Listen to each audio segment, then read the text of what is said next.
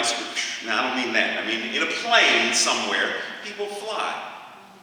Hundreds and thousands of people every day get in a tube of steel, metal, leather, and plastic, which leaves the ground long enough to get you from New York to Tokyo. And you're not flying it, and you don't see who's flying it, but you trust. And you drink your coffee and eat your peanuts and trust that whoever's behind that door that I don't see, who's flying the plane based on what they can't see, because they're not following like a line from cloud to cloud. Oftentimes they can't see anything, but they're trusting there's this instrument thing that speaks to them and guides them. Smartphones, except for one person. Smartphones. Many years ago, there was this thing, back to being a nerd. Gene Roddenberry creates this thing called Star Trek. And back in the original William Shatner, Leonard Nimoy, their communicators were a flip phone. Think about it. And then many years later, a flip phone came into being. And then Star Trek The Next Generation, Jean-Luc Picard and Data and William LaForge, they touch screens. Now what do we have? Touch screens. This man envisioned, and now it's so. Gandhi, Mother Teresa, Viktor Frankl, Reverend Martin Luther King Jr. One person can make a change. One person, you. When you shift and change your consciousness, your entire household changes and upgrades. When your house shifts and upgrades, people walking by your house will feel something. And then the street changes. And then the neighborhood changes. And then your city, and then the state, and then the country, and then the planet. So there is no more need to project outside of ourselves to say, well, it's the government, and it's this, and it's that, and it's...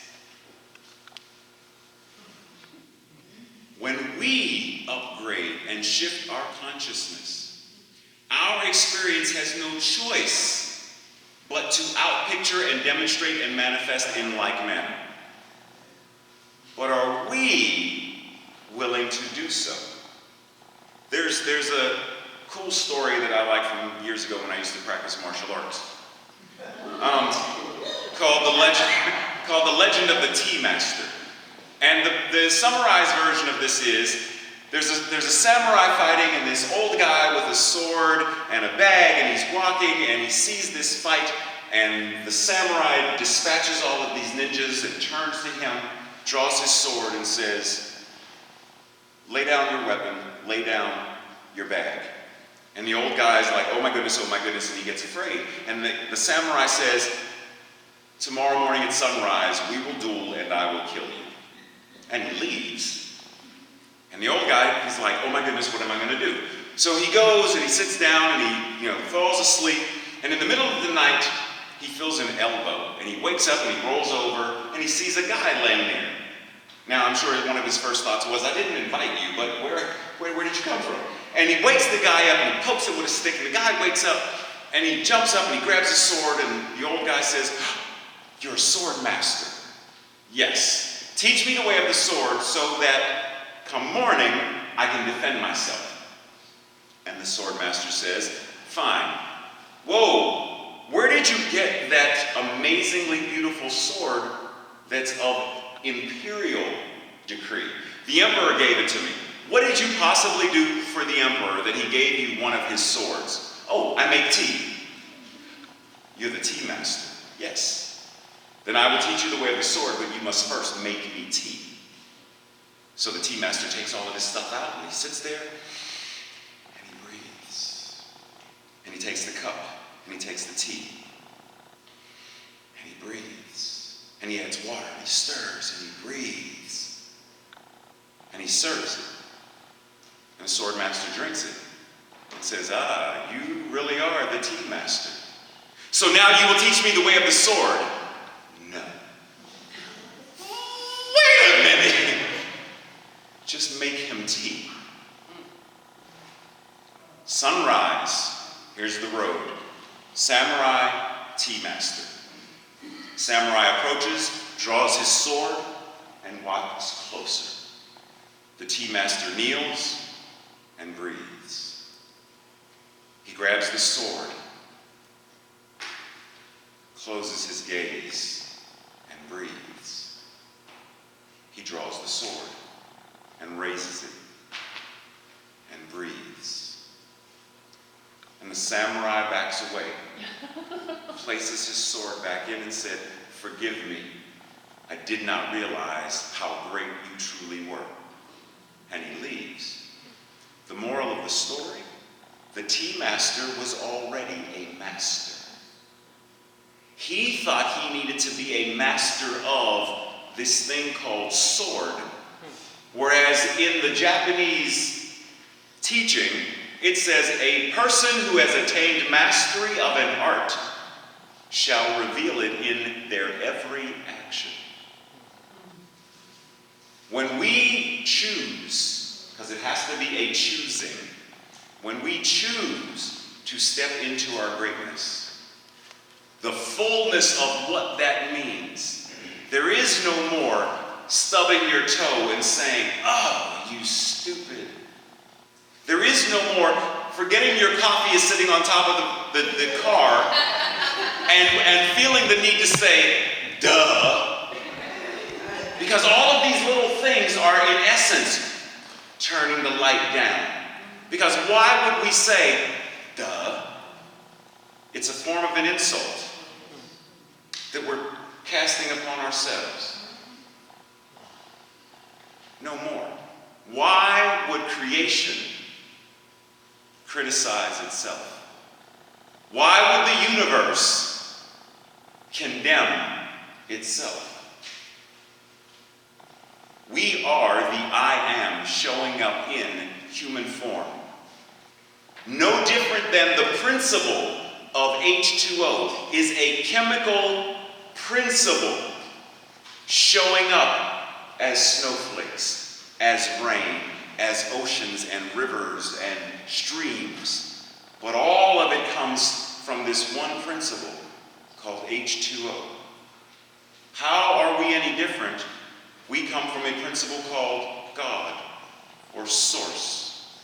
Love itself, the I am, showing up as each and every one of us. Anybody in here like chocolate cake? Yes. If I have an entire chocolate cake in front of me and take one slice out and hand it to her, is that one slice of cake the entire cake? No. But is that one slice entirely chocolate cake? Yes. Follow me? We don't have to be all of creation, all of God, all of divinity, but all of what we are is it. From the top of our heads to the soles of our feet, from the surface of our skin to the deep recesses of our DNA, beyond and back to the very quantum particles that formulate this dense matter. It's all God and it's all good. So our charge is to say, what do I need to do if I need to do anything? Because I may not need to do anything. I may feel good. But do I need to go back and restructure my foundation? Do I need to go back and say, there's still some stuff in the basement of my foundation where what my parents said or did, what my 5th grade teacher said or did, what my former husband, wife, lover, ex, something, current did, that I put in a box and stored away in the basement, that has become old and yucky and bleh, that I need to go back and now get rid of. I no longer need to hoard pain and regret. I don't need to hoard the damaged psyche of my past.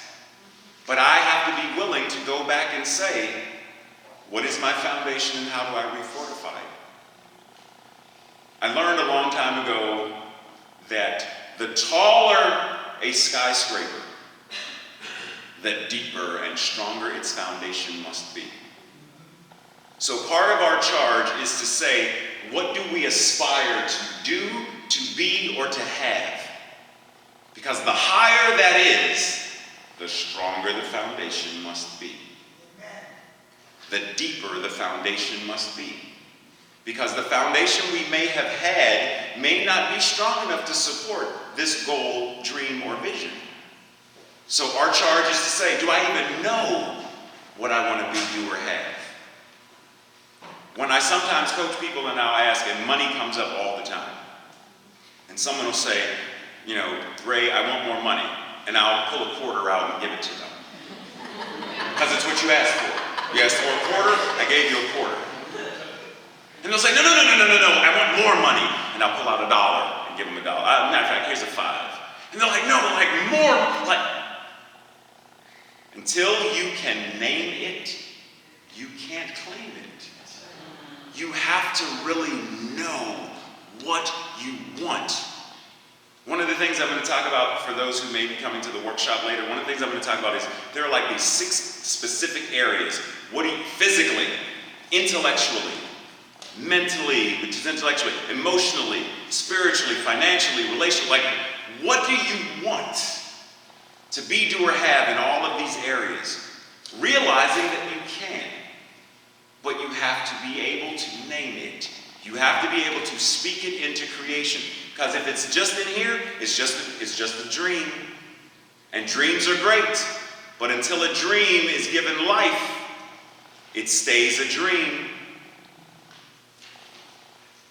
Bring it into form. Think it, then speak it. Like they say in religious science, treat and then move your feet. You have to pray and then go about your day knowing that what you thought and knowing that what you spoke is now out picturing through your actions. So that's my time. So what I would like to do is anchor us in prayer.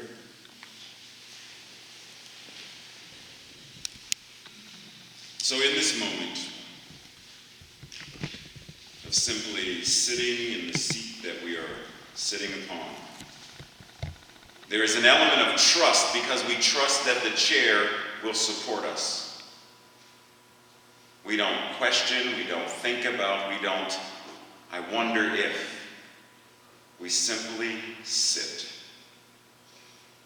And we trust that the floor will hold the chair which is holding us. And we trust that the very foundation of this building, which is supporting the floor, is supporting the chair, which is supporting us.